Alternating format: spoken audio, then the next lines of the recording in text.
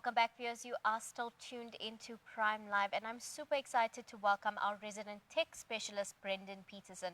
And in today's conversation, we will be enlightening ourselves when it comes to the antitrust laws and how they affect big tech companies such as Google and Meta as well. Now, joining us today is Brendon Petersen. We will be discussing the topic of antitrust laws and how they relate to tech giants, but also giving us a keen understanding of the legal landscape surrounding these companies, but more importantly, what it also means for the tech space and the future of these companies and the internet as a whole. Brendon, thank you so much for joining us once again on Prime Live. Always great to be here. Now, I'm very much looking forward to this conversation because this is a topic of conversation I don't know enough about, but I've heard about and would love to know more. And I'm sure our viewers at home are also keen to understand what does this actually mean and what does it mean for our future. But to kick off our conversation, can you talk to us a little bit more about what the antitrust laws and why the FTC are targeting Meta's acquisition, such as Instagram and WhatsApp? Yeah, so this antitrust case that's happening in the US right now between Meta and the Federal Trade Commission, it sort of centers around, firstly, the question of what is a social network and, does Meta have a sort of monopoly in that space? And then, it's also looking specifically at Meta's acquisitions of things like Instagram and WhatsApp and whether those were anti-competitive and whether those were not just about growing the platform, but essentially about, squashing or quelling any competition to make sure that they were not challenged in the social media space that, I think we can all see that they have quite a big sort of dominant force in. Absolutely. And I think the biggest question that's probably sitting on everyone's mind is what does this actually mean for the future of these companies? What does it mean when it comes to the future mergers and acquisition, as well as the competition that is in place as well? I mean, the potential outcomes of this could be huge. I mean, obviously, this is still very early days in this case. So, we've also got around, I think it's two of the Google case going on. And these are not new calls from these sort of federal regulatory bodies asking for these massive companies to sort of be more regulated or to question how much control they have. In the case of Meta, there's a lot of talk going around that Zuckerberg and company may end up being forced to sell off things like WhatsApp and Instagram, which I think in this day and age to us it's just almost unthinkable. In the case of something like Google, there's a lot of talk that they may end up being forced to sell off things like Chrome and maybe even sort of the ad revenue network, which if you think about you go on the internet, almost every ad is served to you on Google or via Google in one space or another. So I think the potential here really is. The way we know these social giants, these internet giants, could completely be shifted and changed. But it doesn't necessarily mean that, oh, we're going to get a better opportunity. I think it just means that the way these companies operate might have to change. Thank you for clarifying that. I mean, to anyone who's not in the tech space, of course, this sounds like doom and gloom and it sounds like a lot to handle. And, it's kind of also difficult to understand on what those changes or what these differences might actually look like as a user of these platforms. But let's talk a little bit more about, the implications of these things that we are talking about, these kind of changes that we are going to see in these tech giants. And with the potential of course, significant fines as well as regulatory oversight looming over Meta. How do you anticipate that they are going to respond to these kind of accusations? I think the responses we've seen, from these companies, in this case, Zuckerberg and Meta, Google, we've seen it in the past as well when these big companies are called before these regulatory bodies, is to essentially say, but we're doing good. Everything we've done is not anti-competitive. We've done it for the betterment of our users and the betterment of society. Whether that is reality, is a whole different question. Absolutely, I couldn't agree more. And I'm sure our viewers at home can agree very well with the sentiment that you just shared. But when it comes to, the current climate and how it's going to change, some experts have suggested that breaking up these big tech companies could be an appropriate antitrust remedy. But do you really believe that companies like Meta could be a feasible solution to concerns raised in this case? Or do you think there is a different approach that could be looked at or could be more effective in terms of addressing this kind of monopoly issue at hand? I think this is such a great question because I think this really is the question at the heart of everything. Um, and it's what I said earlier, where breaking up these companies doesn't necessarily mean it's going to be a better thing. I think it is a potential remedy, but it's a complex one. Things like WhatsApp, Instagram are very much integrated into the fabric of Facebook and all of these other things. So I think from a technical perspective, it's complex, but I think also it doesn't necessarily mean that if you break them up, that we're now going to have a sort of more level playing field.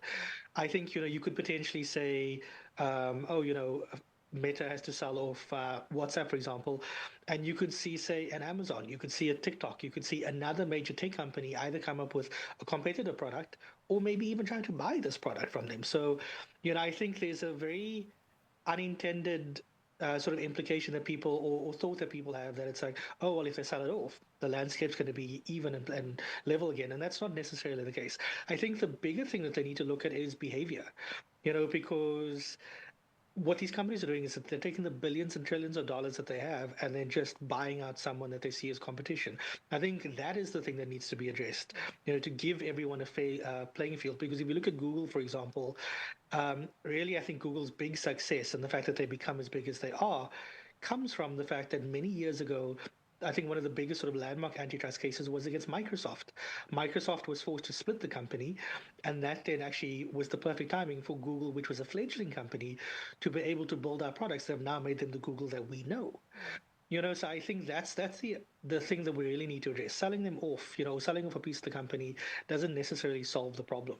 Thank you for clarifying that and providing some much needed insight as well. But I think, leaving the very big question for the last and, just coming to the conclusion of our interview, I think more importantly for users of these platforms, which is basically every single one of us, how does this impact us? This is quite uncharted territory and we're not sure what the Mm. outcomes are going to be.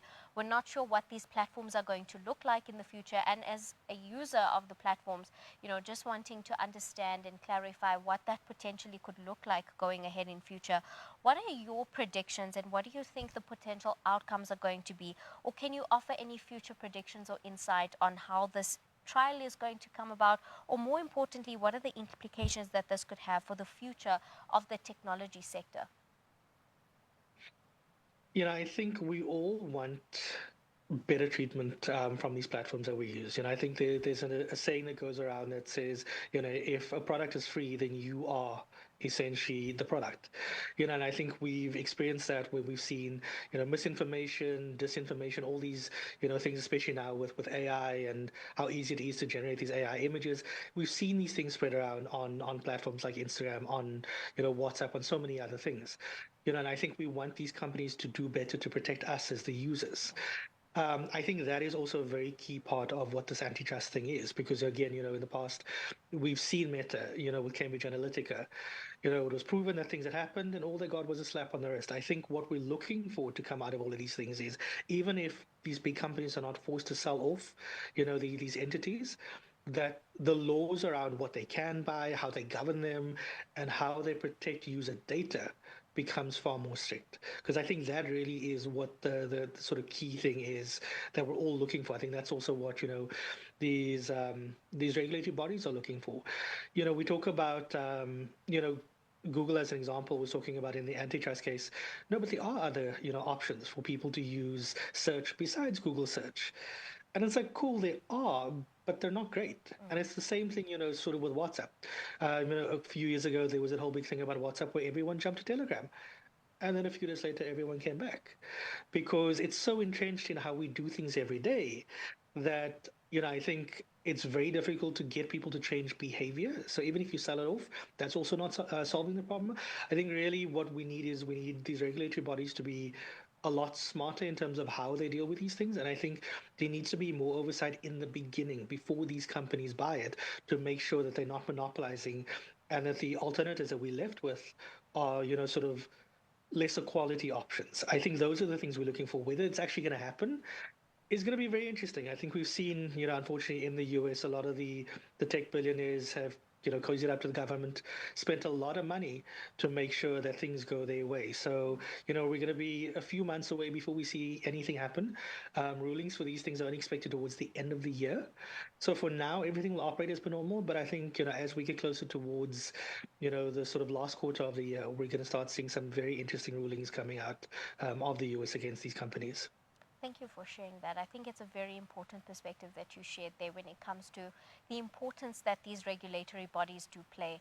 And, as a user of these platforms, we're not, like you said, we're not left with much option other than the standard WhatsApp and Instagram, because there just aren't any other platforms that kind of match the quality and, the kind of efficiency that we're used to when it comes to these different platforms.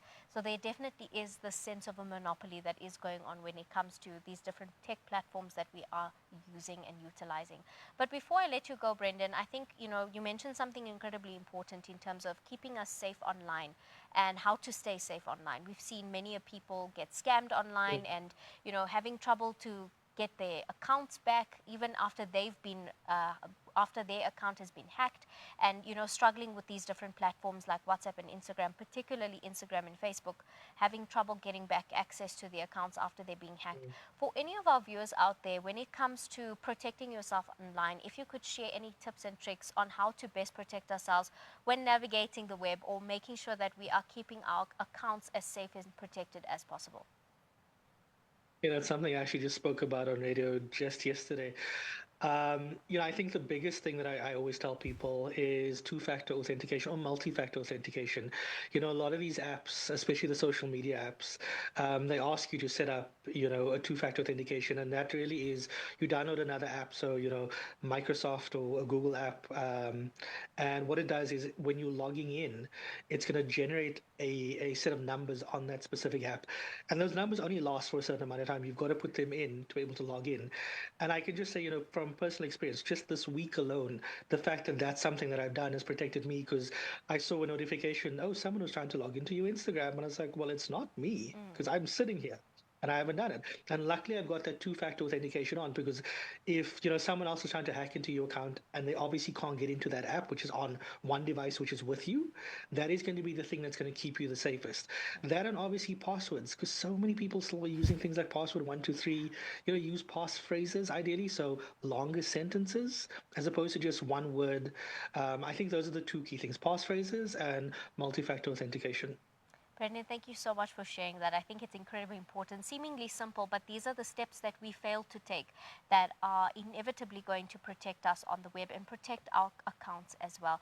But Brendon, thank you so much for joining us this evening, as well as sharing your insight and the valuable information you were able to share with us when it comes to the antitrust laws and how they may affect tech giants in the future. Thank you for joining us. Thank you again for having me. Viewers at home, that was our resident tech specialist, Brendon Petersen. I hope you learned a lot from this conversation, as much as I did, when it comes to the antitrust laws, the regulatory bodies, and the monopoly that is currently taking place when it comes to the big tech giants and all these different apps that we are currently using. But as Brendon said, we will have to wait till the end of the year to find out the outcome. But make sure you are best protecting yourself out there on the web and taking into consideration those valuable tips that Brendon shared with us. But on that note, it is time for us to head over to a quick ad break, and we'll come right back.